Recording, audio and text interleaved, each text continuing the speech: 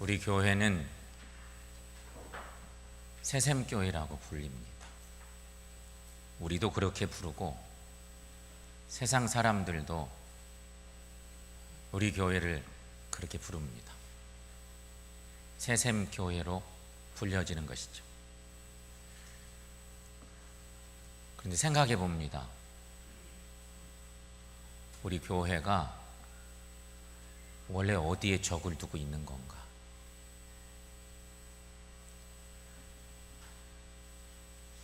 여러분, 새샘교회 본부는 하나님 나라에 있습니다. 그런 믿음의 고백이 있으시죠?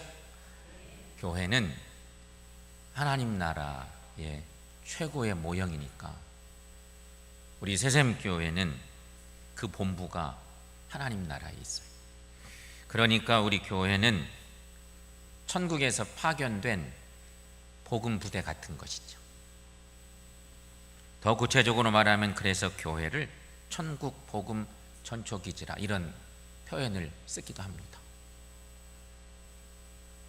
교회는 하나님 나라의 복음 사역을 위한 이 땅에 세워진 전초기지라는 거예요. 그 정도 되면 교회 역할 어떻게 해야 되는지 금세 이렇게 감이 오게 돼 있습니다. 그 공동체 안에 우리가 살고 있고 오늘도 거룩한 주일에 하나님을 예배하고 있습니다. 자, 그렇다면 여러분, 우리 교회의 구성원들을 한번 생각해 보십시다. 교회는 우리 교회만이 아니라 모든 이 땅의 교회들은 이렇게 구분을 지어볼 수 있습니다. 교회에 오면 등록하는 교인들이 있습니다. 와서 그냥 구경꾼 교인들도 있지만 그런 사람들은 교인이 아니에요. 교회를 이루는 것은 첫째는 등록 교인이 있습니다. 그리고 조금 더 좁혀오면 세례 교인이 있습니다. 그리고 조금 더 좁혀오면 재직들이 있습니다. 재직, 세례 교인, 그리고 등록 교인, 이렇게 확장되는 거죠. 등록함과 동시에 새샘교회의 구성원이 내가 되겠다고 다짐하고 이름 올려 등록하는 거잖아요. 재직은 여러분, 교회를 위해 헌신하는 사람들이 재직입니다. 재직 중에는 그냥 임명받아서 재직으로, 집사로 그렇게 평생 또 섬기는 사람이 있는가 하면, 재직 중에는 안수받아서 항존직으로 평생 또 사역을 해야 되는 그런 직분도 있어요. 그 직분들을 모아서 재직이라 말합니다. 한마디로 교회를 지켜나가고 복음 사역을 감당해 나가는 최고의 일꾼들, 증명된 일꾼들이라고 볼 수 있는 그 세력이 바로 재직입니다. 오늘은 우리가 세례교인에 대해서 좀 생각해 봅니다. 등록교인 외에 세례교인. 특별히 세례는요, 교인으로서 교회 공동체 일원이 되는 의식입니다. 진짜 교인 되는 의식, 그게 세례입니다. 세례는 그래서 이렇게 정의해 볼 수가 있습니다. 예수 그리스도를 구주로 고백하며 죄인들인 우리가 죄 씻음을 받고 하나님 안에서 새 사람으로 살겠다고 다짐하는 의식, 그것이 세례입니다. 그래서 적어도 교회는 세례교인이 되어야 교회 여러 기관에서 봉사할 수 있도록 임명받습니다. 각 기관의 임원들로부터 성가대원들, 교회학교 교사, 기타 여러 많은 작은 직분들도 실은 세례받아야 합당하게 임명받을 수 있습니다. 그 이유는 뭐겠어요? 적어도 세례받으면 정말 내가 이제 예수님을 구세주로 고백하고 나의 신앙의 가치관도 주님으로 완전히 바꿔내고 그렇게 살아보겠다고 다짐하는, 적어도 그 다짐 있는 사람들이 세례교인들이기 때문인 것이죠. 마가복음 1장 4절 말씀 한번 자막 통해서 한번 읽어보겠습니다. 마가복음 1장 4절. 그래. 마가복음 1장 4절에 이런 말씀이 있습니다. 세례 요한이 광야에 이르러 죄 사함을 받게 하는 회개의 세례를 전파하니, 이런 표현의 말씀이 있습니다. 오늘 본문의 바로 앞쪽에 있는 본문인데, 세례 요한이 광야에서 회개의 세례를 전파했다. 그렇습니다. 세례 요한은 지금 그런 사역을 감당하고 있습니다. 그랬더니 온 유대 지방과 예루살렘에 사는 사람들이 다 나가서 자기 죄를 자복하고 요단강에서 세례를 받았다. 마가복음 1장 5절 말씀의 증거입니다. 오늘 본문 말씀은 그 사건 뒤에 이어지는 본문의 말씀인데, 하나님의 아들이신 예수님께서도 요한으로부터 죄인들이 받는 회개의 세례를 받으셨음을 증거해내고 있는 그런 말씀이죠. 요한이 그렇게 회개의 세례를 선포했더니 많은 유대 지방의 예루살렘에 살던 사람들이 다 가서 세례를 받았습니다. 예수님도 그 세례에 참여하셨대요. 그렇다면 여러분, 예수님의 세례 어떤 의미가 있을까? 우리가 생각해 봅니다. 예수님의 세례는 크게 두 가지의 의미를 찾아볼 수가 있습니다. 하나는 예수께서 이전까지의 그 사적인 생활을 끝내고 공적인 생활, 흔히 말하는 공생애를 시작하는 표적이 세례였습니다. 이게 첫 번째 의미입니다. 예수님의 탄생지는 어디예요? 베들레헴입니다. 성탄절에 우리가 늘 베들레헴은 예루살렘에서 가까이에 있습니다. 별로 떨어지지 않은 곳에 베들레헴이 있습니다. 베들레헴은 다윗의 고향 동네입니다. 다윗의 동네 베들레헴. 다윗의 후손인 예수도 태어날 때 베들레헴으로 호적하러 갔다가 엄마 아빠가 거기서 출생하게 된 예수. 그래서 베들레헴에서 태어나십니다. 그러나 공생의 사역 시작 전까지 예수님은 부모들의 고향이었던 갈릴리 나사렛에서 30여 년 동안 삽니다. 베들레헴보다는 훨씬 북쪽에 있는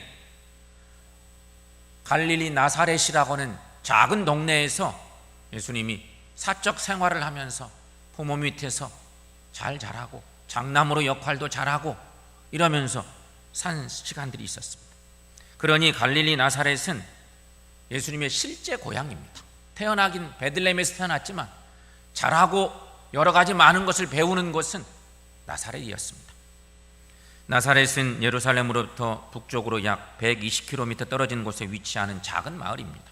예수님은 바로 이곳에 살다가 오늘 예루살렘 근처 요단강에서 세례를 받으십니다. 대충 생각하면 세례받기 위해서 본인이 살던 나사렛을 떠나서 한 100km 훨씬 넘는 남쪽으로 내려와서 세례식에 참여했다.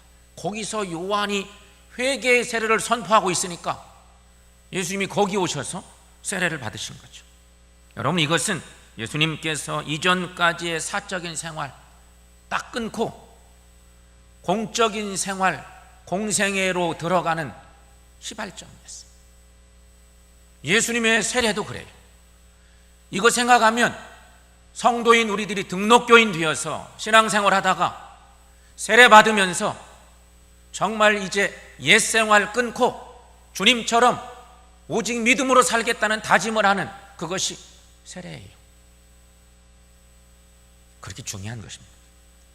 둘째, 예수님의 세례의 의미는 예수님은 자신을 죄인들과 동일화시켜서 그들을 위한 대속 구원을 이루기 위하셨다. 두 번째 중요한 세례의 의미입니다. 우리는 세례 요한이 광야에서 사람들에게 회개의 세례를 베풀 때 사람들에게 한 말에 주목할 필요가 있습니다. 요한이 세례 사역을 감당할 때 자꾸 외친 얘기가 있어요. 성경 말씀에 있습니다. 오늘 본문 바로 앞절인데 1장 8절 말씀, 여러분 거기 함께 읽어보겠습니다. 나는 너희에게 물로 세례를 베풀었거니와 그는 너희에게 성령으로 세례를 베푸시리라. 아멘. 요한이 한 얘기예요. 요한 스스로 나는 너희에게 물로 세례를 베푸는데 그는, 예수님은 너희에게 성령으로 세례를 베푸실 거다, 그렇게 얘기하고 있습니다. 여러분, 세례는 몇 가지 있을까요? 세례가 몇 가지 있을까? 세례는 물세례와 성령세례가 있습니다. 물세례는 사람들이 회개하고 죄를 고백하는 자리에서 받습니다.